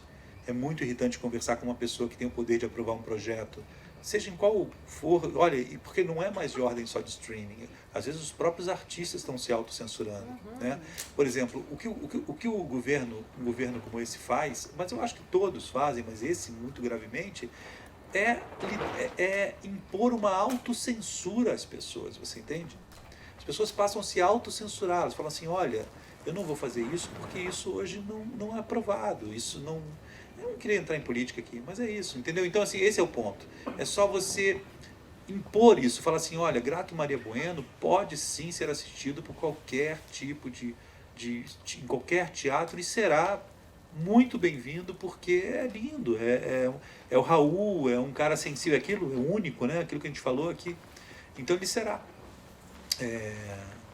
Enfim. Por isso era amador, porque quando se É fala amador, em curadoria, a gente está falando de mercado. Claro. Então, por isso que eu acho que são dois assuntos. Exatamente. E eu acho que eu vou falar que assim, essa coisa do 15 ou do 1.000 ou do 10.000, eu acho que um artista, quando ele está produzindo, ele não está fazendo conta Matemática. de quantas pessoas ele vai Deveria, pôr na mas plateia. Às vezes a gente é obrigado a fazer essa conta, porque, né? Mas assim, realmente o que a Helena falou é verdade. Eu acho que subestimar o público ou fazer concessão ao público são sempre lugares de artistas de monta duvidosa. E eu acho que as tem peças lugar que eu pra- fui ver tuas, por exemplo, são de uma verticalidade intelectual enorme, mas de uma teatralidade pungente que faz com que atravesse uma Eu acho que a plateia gente não tem heterogênea. que pensar em formas de ser feito, porque tem desde Gabriel Vilela, que é super barroco, super rococó, a coisas super mais intelectuais no sentido da palavra, do texto, e tem lugar para tudo no mundo. E eu acho que não importa o estilo que você faça, é para 500 milhões de pessoas, né? Sim, eu acho também. A gente fez uma série para MTV em 2013 que deu 2 pontos a MTV. Isso era muita, mas muita coisa para uma TV como a MTV, né? E nunca tinha dado quase 2 pontos, assim. E ainda mais com repetições, acho que tinha 5 repetições por dia, porque a MTV não tinha mais dinheiro para pôr nada no ar, colocava 5 repetições. E ainda assim dava 1.6, 1.8, 1.4, 2. Isso era muita coisa para eles. E a série era uma série que eram de garotos que ficavam falando sobre Nietzsche.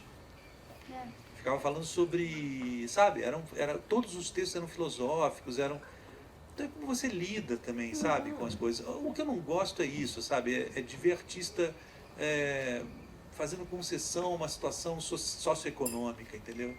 E é isso, basicamente. Nem sei se é um assunto que mereça tanto tempo. Mais alguma pergunta? Tem um rapaz aqui, Sobre a ó. questão... Opa, Quem vai primeiro? vamos rapidinho, depois você vai. Não, pode ir, vai. Sobre a questão latina, na cena, quando você fala em temática, né, fica muito claro pra gente. E aí eu queria saber a sua visão sobre essa questão de formato, de estilo, assim, né? Porque quando a gente fala, por exemplo, lá da Caixa Preta, né, é um formato que ele é muito europeu. E aí como que você pensa essa brasilidade, essa latinidade no teatro enquanto estilo, assim, enquanto estética? Isso é algo que vem junto com essa questão temática? É que eu não consigo, pessoalmente, tá? Isso é uma coisa completamente pessoal, não é uma fórmula, não é algo que eu fale que é certo ou errado, até porque não vou falar nada que seja certo ou errado. Mas assim, o que acontece é que essas coisas me atravessam, elas não são coisas assim que eu fico pensando de fora para dentro, entendeu? Que eu fico falando assim, não, isso aqui eu vou fazer porque isso aqui tem essa cara. O que eu faço é mergulhar nisso, e as coisas passam a me atravessar, e é uma grande mistura antropofágica entre, obviamente, o cânone europeu, tudo que nos formou também, né? Que é greco-latino e greco-romano e, obviamente, o que eu estou ali me envolvendo. Então, assim, essas coisas elas são feitas a partir de um atravessamento assim, nos meus sentidos, no meu emocional, entende? Eu não penso muito de fora para dentro, eu não penso assim, eu vou esteticamente e tal. Eu vejo, por exemplo, um conto hondurenho que fala sobre línguas cortadas. Então aquilo de alguma maneira pode me influenciar a ter alguma coisa. Não aquelas. Agora eu não lembro quem escreveu esse conto. Das reduções de cabeça que se faziam na Amazônia, né? Então assim, isso vai me atravessar e vai chegar em algum lugar, você entende? Mas eu não penso muito assim de fora para dentro. Eu fazer, não, olha, eu vou fazer um cenário que seja de ordem, sei lá, estética peruana ou... Não, realmente não. É uma coisa que vem do meu contato completamente complexo, né, com tudo que me formou, e que formou a Dani, que formou o Beto, que formou os atores, todas as pessoas juntas, entende? É isso. Agora a gente tem você, depois o último, porque daí a gente já tem que começar a encerrar. Tá. Desde o teatro, né, como você mesmo falou, ele resiste, né, e ele sempre se reinventa de alguma forma. Nesses 2 últimos anos a gente teve essa entrada aí da pandemia, a questão do corona, e nos teatros, nos palcos, a gente também teve essa questão da utilização da face shield, né, de novas maneiras de fazer teatro, de um certo distanciamento, sem público, mais gravações de peças e tudo mais, e agora a gente vai retomando aos poucos. Qual é a sua visão em relação a tudo isso? Sobre como o teatro talvez se encontra hoje, se teve uma mudança muito brusca em relação a isso, a essas questões que foram implementadas para continuar fazendo, né? De achar uma forma de continuar fazendo teatro e praticar de certa forma sem parar de vez. Eu acho heróico, Mas eu acho que essas possibilidades, elas sempre estiveram aí, entendeu? É que você chegou na beira de um abismo e falou assim, ou eu faço isso ou não existe nada. Isso é lamentável, isso é o que a pandemia nos trouxe como limitação, como ordem, né? A gente nunca viu nada disso. Então, eu passo a achar heróico porque algumas coisas que eu vi me emocionaram mais pelo ato vocacional, me emocionaram mesmo, assim, pela vocação, pelo desespero vocacional, do que exatamente pela obra, pelo que foi. Porque, obviamente, as obras não foram pensadas para isso. Ou a gente não teve tempo, você entende, para desenvolver essa linguagem. No entanto, essa linguagem estava aí. Ela podia ser usada, né? Ela podia ser usada. E ela foi usada obrigatoriamente pela imposição da pandemia. Então, é uma coisa no meio do caminho. É uma coisa que, infelizmente, a gente ainda não está pensando em obras. Agora eu acho que sim. A gente vai passar a pensar em obras assim também. E que bom, é uma coisa a mais. Embora eu ache que o teatro é essencialmente uma arte presencial por causa dos sentidos. Porque não é uma questão audiovisual só, ela está lidando com o teu olfato, ela está lidando com o teu paladar, ela está lidando com o teu tato. Você num teatro ou num cinema escuro, você está lidando com os sentidos muito mais amplamente do que na obra audiovisual, especial se você está em casa, se você pode parar, pedir um iFood, até a cozinha, etc. Eu não assisto filme em casa, não consigo, só reassisto para estudar. Mas eu sou um dinossauro, eu gosto de cinema mesmo. Então, assim, mas que elas estão aí, estão e são para ser usadas. Eu acho que vamos criar obras incríveis sobre isso, com esse formato. Lamento que a gente tenha tido que criar isso de uma hora para outra, mas ao mesmo tempo me comove, como eu falei, como a gente precisa fazer isso, como a gente precisou fazer isso, como é bonito que isso tenha acontecido, sabe?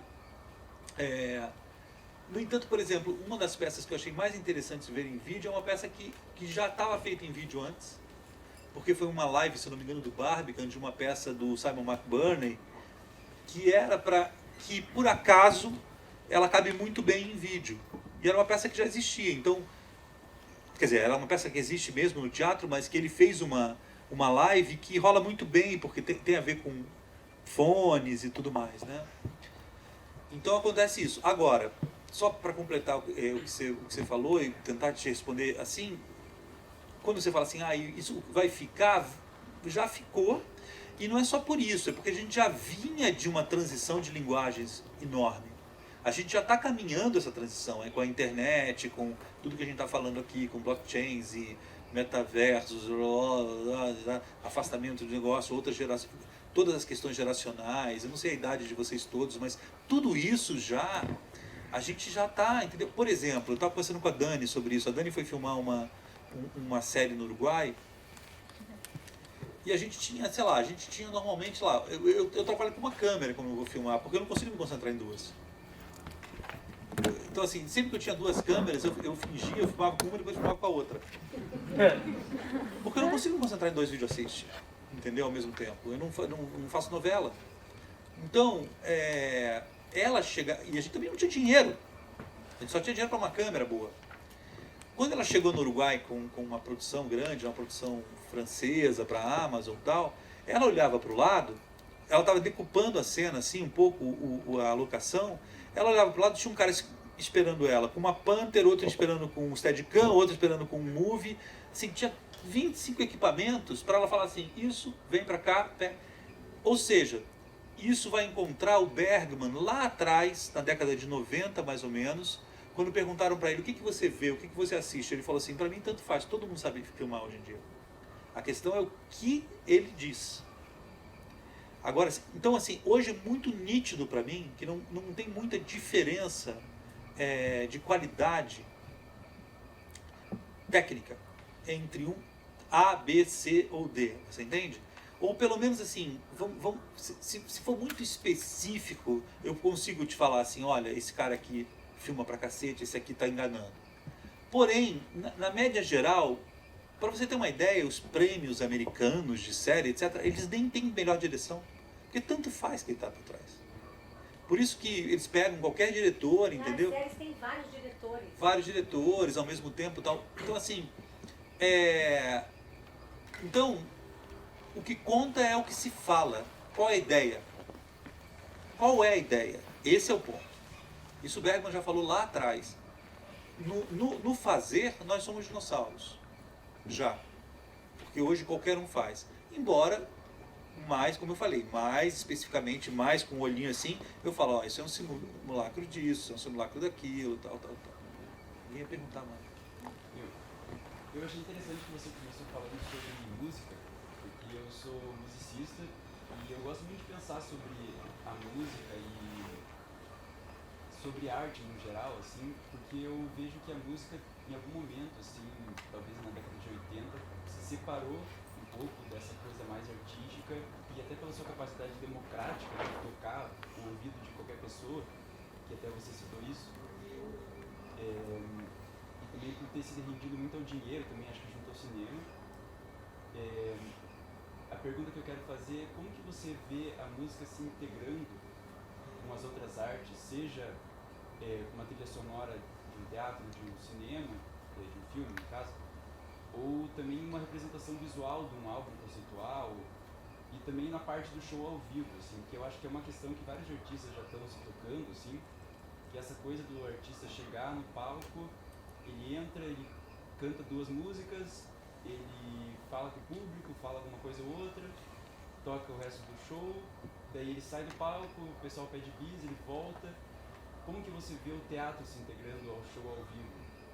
E, num geral, também com videoclipes e grafites do álbum, enfim. Olha, antes música em relação às outras coisas, em tudo.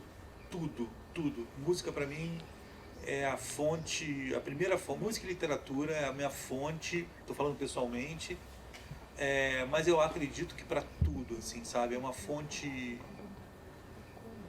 emocional, em todos os aspectos, assim. Eu acho que a música é isso, assim, pelo menos assim, eu dirijo com ouvido mesmo, assim. A música é muito importante para mim nesse sentido. E a literatura, obviamente, que eu também eu misturo tudo, assim. Literatura para mim é um pouco de música é um pouco de literatura, teatro é um pouco de música e literatura. Essas sombras, essas fronteiras para mim são muito apagadas. Pode ser um problema disléxico, mas assim, de fato é muito apagado. Assim, eu não sei, quando começa uma ideia, eu não sei se é cinema, se é teatro, se é música. Eu fiz de tudo mesmo, então pode ser qualquer coisa. Então nessa parte da música em relação às outras coisas, eu acho que a música se integra a tudo. Assim, pra mim, eu olho aquelas luzes lá, eu tô vendo música, sabe? Mesmo, não tô brincando. Não tô falando assim, da boca pra fora. Ao contrário, depende muito, assim, sabe? Uma vez o Caetano falou, estou citando tanto o Caetano hoje, mas o Caetano falou que ele mesmo se dirige, sabe? E é a melhor coisa que ele fazer, porque assim, ninguém nunca dirigiu um show do Caetano melhor que ele mesmo, né? Então assim, eu tenho um pouco de receio às vezes, sabe? De como você mexe, assim. Eu não tenho grandes exemplos, assim, existem, óbvio, mas é uma minoria dos grandes exemplos de shows musicais dirigidos que são melhores do que seriam de outra forma, né? Eu não sei, eu sempre fico um pouco de vergonha quando o músico pega uma roupa ali no chão, veste, sabe? Eu sempre acho que não é feito para aquilo, sabe? E às vezes não, às vezes é incrível. Eu vou dar 2 exemplos. Os 2 maiores shows do mundo são dirigidos, da história, na minha opinião. Sempre que eu falo na minha opinião, né? E eu gosto de, como é o nome disso, hipérboles. Os 2 maiores shows da história, Stop Making Sense, e esse American Utopia do David Barney. Isso é uma obra-prima, e são shows pensados, com direção, né? São, assim, 2 coisas colossais que o teatro pode fazer pela música. Mas como para mim, eu não sei mais o que é música, o que é cinema, o que é teatro, eu não sei realmente. E eu estou gostando de não saber, sabe? E eu não sei mais também. Olha, esses dias, anteontem, eu encontrei o Arthur de Faria, que é o compositor da nossa trilha, e falou assim: bom, você me mandou musicar uma lei. A gente pegou uma lei chamada Lei Saraiva, que é uma lei que eu acho definidora do caráter, do problema político brasileiro, do analfabetismo eleitoral, não na fraude eleitoral, na verdade, dos analfabetos não conseguirem votar por 104 anos por causa dessa lei Saraiva, escrita pelo Rui Barbosa e pelo Saraiva, em 1881, eu acho. Eles proíbem os analfabetos de votar, mas aí como 70% da população é analfabeta, eles proíbem quem tem menos de 250 mil réis, eu acho. Ou seja, o pobre analfabeto não poderia votar. Isso durou 104 anos, isso veio até 1986. Vocês têm noção disso? Então, por isso que o Lula é o primeiro, de fato, representante de camada popular, né? 104 anos. E aí eu pedi para o Arthur musicar isso. Então, assim, musicar lei, você entende? A gente fez uma peça, que é a peça que eu mais me orgulho de ter feito, chamada Selvageria, que era sobre documentos históricos. A gente foi recolher isso na Biblioteca Gita em Mindley, porque na época das Olimpíadas, o maior legado, talvez, das Olimpíadas, seja a redescoberta do Cais do Valongo. E quando o Cais do Valongo foi organizado um documento do governo Dilma para pedir que o Cais do Valongo se transformasse num patrimônio da humanidade, e foi aceito. No dia da comemoração, o Crivella tirou isso aqui, né? As tendas e os microfones com uma chuva e chamou aquilo de bruxaria. Eu liguei para Lili Schwartz e falei: Lili, eu preciso ler sobre o Cais do Valongo. E ela falou: leia essas duas obras. Uma obra de um francês chamado Jacques Arago, uma obra de um inglês chamado John McDowell, que passaram na época, viajantes, né, que passaram na época pelo Cais do Valongo e fazem as descrições mais aterradoras e mais impressionantes que eu já vi até hoje do mercado de escravizados lá no Cais do Valongo. E fazem também um passeio pelo centro do Rio de Janeiro, muito impressionante. Esses documentos não estavam sequer traduzidos para o português. Então, quando a gente fala que a gente não conhece a nossa história, não somos nós, os professores, os colégios, que ensina. São documentos que estavam dentro da Biblioteca Gita em Mindley, dentro daqueles verbetes do Rubem Borba de Moraes, mas mal se falava nisso. E a gente traduziu e colocou isso no Selvageria, que é uma peça que a gente tem muito orgulho, que é uma peça que tratava desses documentos históricos, não só esses, outros, os padres franceses no Maranhão. Então eu acho que tudo pode em tudo, você entende? Literatura, lei, tudo, todo tipo de... Eu não sei o que é música, eu não sei o que é teatro, eu não sei o que é vídeo, eu não sei o que é cinema, eu não sei, né? Eu sei que existe uma coisa que te move sensivelmente para buscar uma obra, para você construir uma obra artística. E isso parte de uma ideia.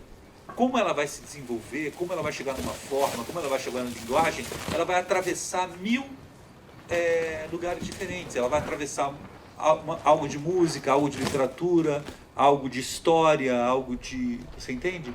E você tem que se deixar levar por isso, assim.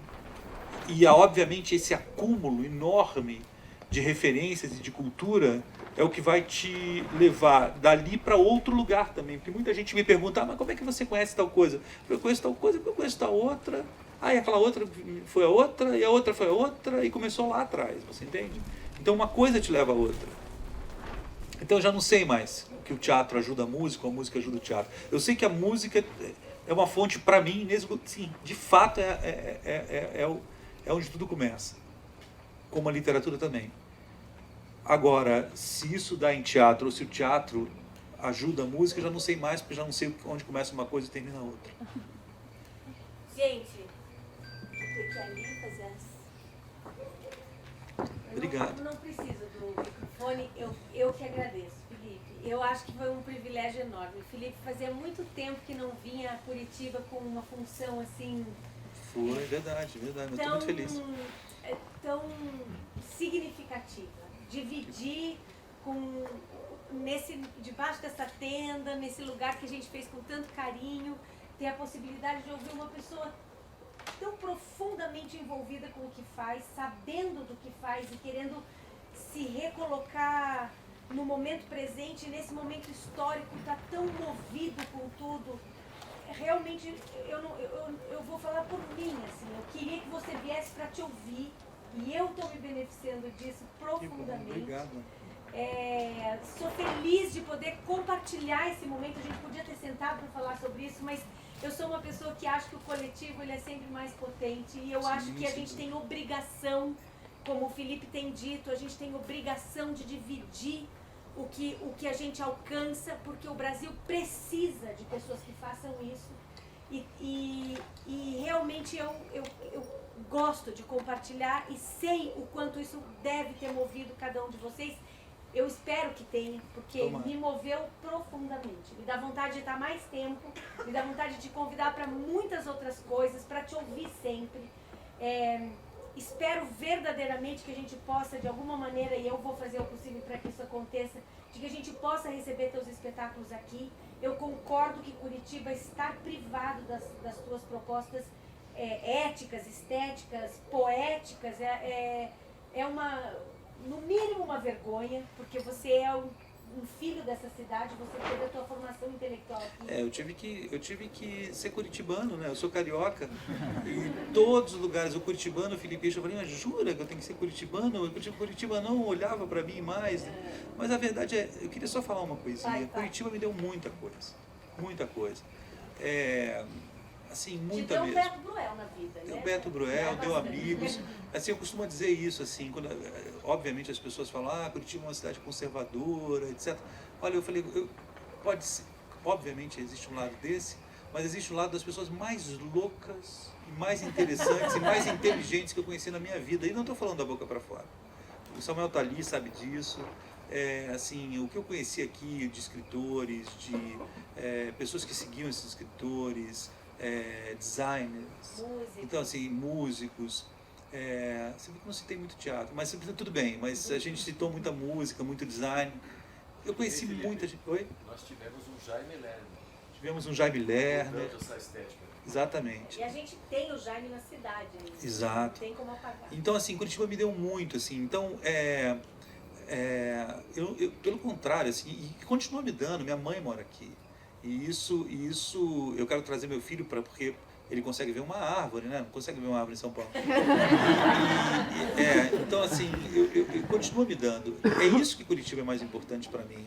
Eu tenho uma formação estética, eu tenho uma formação em vários aspectos sensoriais que eu devo a Curitiba, né?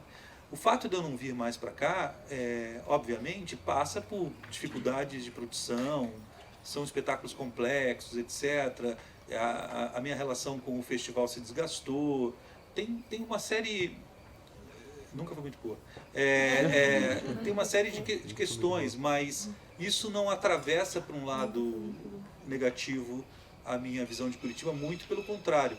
Curitiba sofre do mesmo problema que o Brasil sofre em relação ao mundo, se conhece muito pouco, né? Então, assim, a gente conhece muito pouco, muito de várias cidades e se conhece muito pouco de Curitiba, com aí exemplo, por exemplo, dessa geração absurda que eu falei de escritores, né? Mas é isso, gente. Eu quero agradecer muito você por estar aqui com a gente. Obrigado. A gente está feliz demais. Sempre parece curto, né? Eu falo assim, mas eu falei aquilo e tal. Depois eu falo demais mesmo. Mas não vai ser a única vez. Eu espero que a gente consiga sempre achar um buraco. Gente, faz 3 anos que a gente está tentando a agenda do Felipe, tá? Só para falar para vocês que agora sabe Deus quando vai ser a próxima, mas a gente é insistente. Não, vamos fazer, e a gente vai conseguir. Muito obrigada e boa noite a todos.